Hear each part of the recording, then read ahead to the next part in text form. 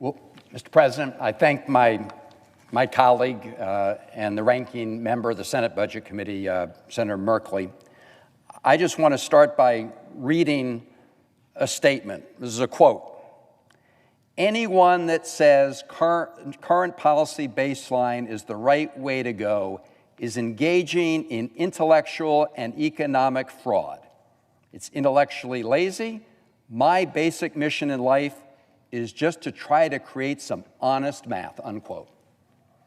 That wasn't from Senator Van Hollen or anyone on this floor.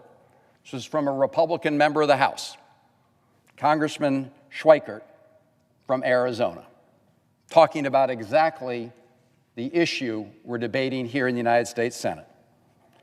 Let me read you another quote, a little more colorful. Again, about this Republican accounting fraud. Quote, "This is fairy dust, and they're just full of crap, and I'm going to call them out on it."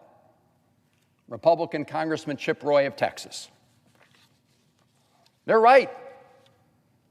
This is a fraud. This is a fraud that would make the Enron scammers blush. And I quote those House members for a reason, because we can disagree with what they did in their bill, and I strongly disagree with it. But at least they used honest math, and at least they used the math that is required by the rules here in the Senate. The honest math that Republicans here in the Senate want to dodge because it will both tell the American people just how big the deficits are, but also because it will screw up their whole entire plan. Just so people listening have some sense of how these Senate numbers are designed to disguise the real impact of their deficits. Look at, for example, the basic individual tax rates in the House bill. When they extended those tax rates from the Trump 2017 bill, it costs $2.2 trillion. Under what we call the current law baseline, which is the reality baseline, because that's what it will cost when you understand that they sunset at the end of this year, and that's what it will cost to renew them. So under honest accounting, it's $2.2 trillion.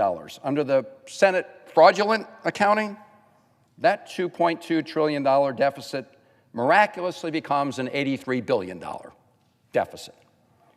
Let's look at the House permanent extension of key deductions for businesses. That would cost honest accounting $821 billion. Under the Senate accounting scam, $6 billion.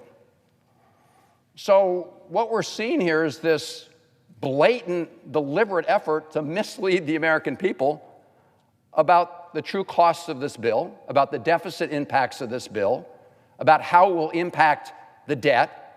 And we all know that when the debt goes up and we have to put more of our costs on Uncle Sam's credit card, it puts upward pressure on interest rates. That means Americans will pay higher interest rates on their mortgages, on their car loans, and everything else.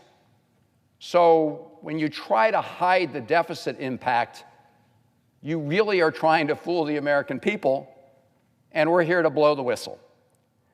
Now, I just want to show our colleagues something that was put together by the Committee for a Responsible Budget. And if you look at the blue, you can see for each year, starting this year, 2025, 2006, the blue is what Senate Republicans claim their bill will add to the deficit. The red is how much more it will actually add to the deficit. So at the end of this 10-year period, what you see is Senate Republicans are claiming that their bill will add $441 billion, which is still a big number, but the real number when you do honest accounting, when you add up all of these, it's $4.2 trillion, a much bigger number. Now, I do want to point something out on this chart. I think everybody watching should understand it. If you look at these orange parts, these are the additional deficits from tax cuts. Starting here in year 2029, 2030, you'll see that they actually do start going down. Why is that?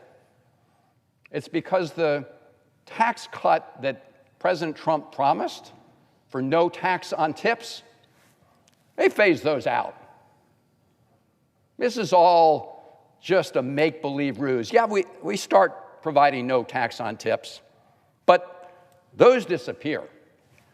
The tax breaks for wealthy people, they go on, and they go on not just for this 10-year period, but the reason they violate all the rules of reconciliation is because they keep going on after that. And as Senator Merkley said, if you look at the entire history of the Byrd Rule, that's Senator Byrd, it was designed to make sure that 51 senators through a vote could not make these kind of permanent changes in any area, but specifically they were worried about areas that increased the national deficit and debt. So what Republican senators are doing is not only misleading the American people, but they're violating the entire structure that carved out this special procedure that we call reconciliation for the budget, which was intended to lower deficits and debts, not have them go on forever. As Senator Merkley has pointed out, I think if you look over a 30-year period, we're talking about $35 trillion plus additional to the debt. And Republicans want to hide that from the American people. That is budget fraud, pure and simple, and it is a violation of the rules of the United States Senate. This whole special structure that was created not to blow bigger holes in the debt and deficits, but to actually try to constrain them. So shame on everybody who's part of this fraud on the American people. I yield back my time.